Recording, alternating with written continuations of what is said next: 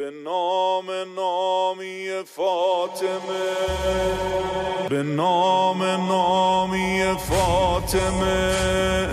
به اذن حضرت مرتضی، به نام ماه علقمه، به اذن شاه کربلا، سینه زن سینه سپر، سینه زن زیر علم فاطمه